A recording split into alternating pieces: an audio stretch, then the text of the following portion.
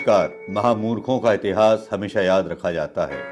हाँ, एक बार को बुद्धिमान लोगों पर आरोप लगाए जा सकते हैं, ये कहकर के कि इन्होंने ये किया होता तो ये हुआ होता, ये ना होता तो वो ना होता, वो होता तो ये ना होता। वो अपने शासनकाल को नहीं देखते।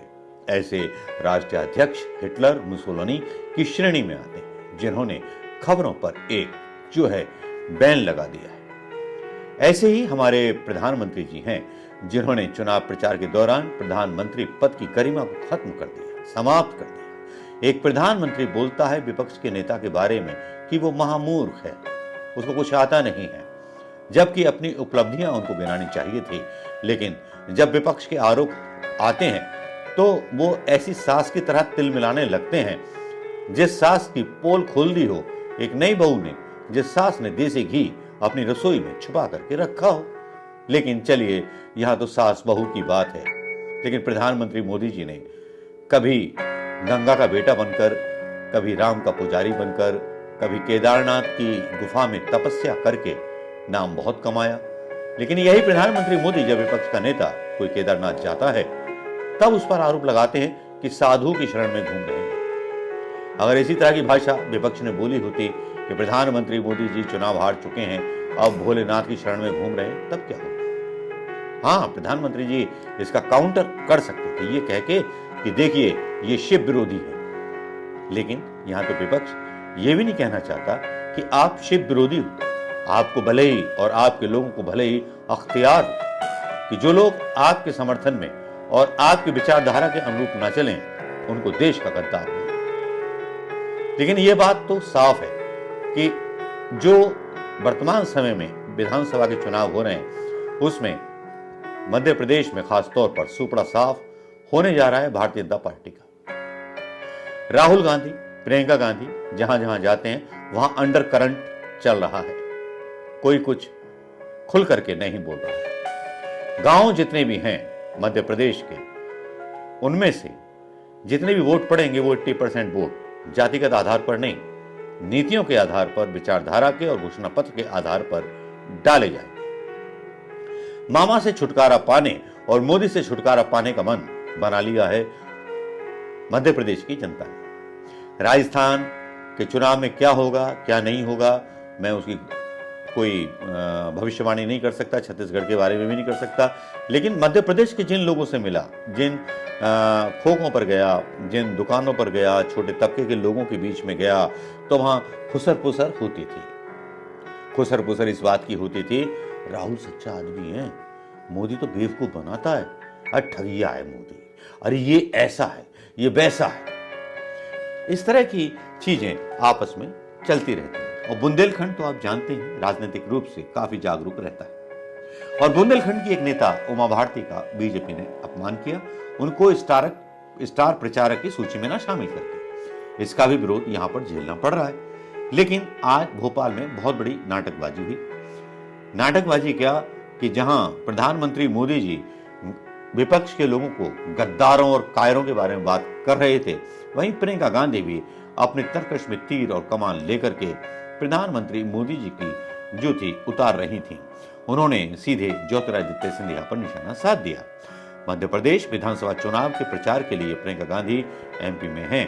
उन्होंने एक रैली को संबोधित करते हुए ज्योतिरादित्य सिंधिया पर निशाना साधते हुए कहा कि क्या आप सिंधिया जी को जानते हैं?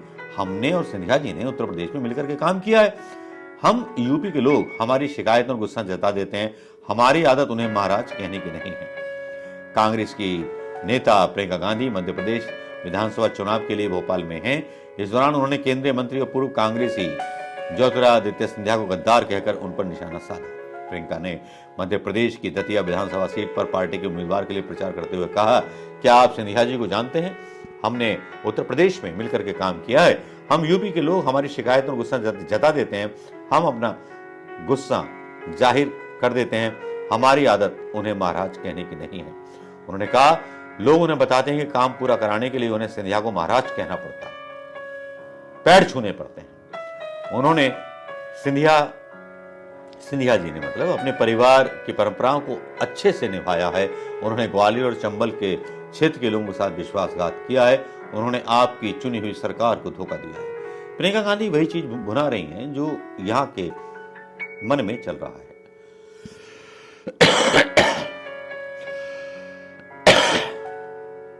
प्रियंका ने कहा कि उनके कांग्रेस शासित प्रदेश छत्तीसगढ़ में रोजगार की स्थिति सबसे मजबूत है और दतिया के उम्मीदवार नरोत्तम मिश्रा पर निशाना साधते हुए कहा वो बस पूरे दिन फिल्में ही देखते रहते हैं, किसने क्या पहना है, किस रंग की चड्डी पहनी है, किस रंग की ब्रेजरी पहनी है, बस वो फिल्में देख करके बस वो यही काम करते रहते हैं। उन्होंने मुख्यमंत्री शिवराज सिंह को बता दिया कि वर्ल्ड फेमस एक्टर हैं, वे बॉलीवुड में अमिताभ बच्चन को भी पीछे छोड़ सकते हैं, लेकिन जब भी कोई काम की बात करता है तो वो असरानी की तरह बर्ताव करना शुरू कर देते हैं कि आधे इधर जाओ, आधे उधर जाओ, बाकी मेरे साथ आओ। उन्होंने सिंधिया की तरफ इशारा करते हुए कहा, मोदी जी में एक बात सबसे सही है कि वे लोगों को सही तरीके से पहचानते हैं। उन्होंने पूरी दुनिया से गद्दारों और कायरों को इकट्ठा करके अपनी पार्टी में शामिल कर लिया। क्या तंज मारा, क्या तमाचा मारा प्रियंका गांधी। वाकई में अगर शर्म होगी प्रधानमंत्री मोदी को आपके इस बयान पर, तो सिंधिया जी को अभी पार्टी से निकाल देंगे। मैं आपको बताना चाहूंगा कि 17 नवंबर को वोटिंग होगी, आने वाले शुक्रवार को वोटिंग होगी और एक फेज में वोट डाले जाएंगे। मध्य प्रदेश में 17 नवंबर को वोट डाले जाएंगे। वोट की गिनती 3 दिसंबर को होगी। सूबे की सत्ता पर अगले 5 साल तक किसका राज होगा।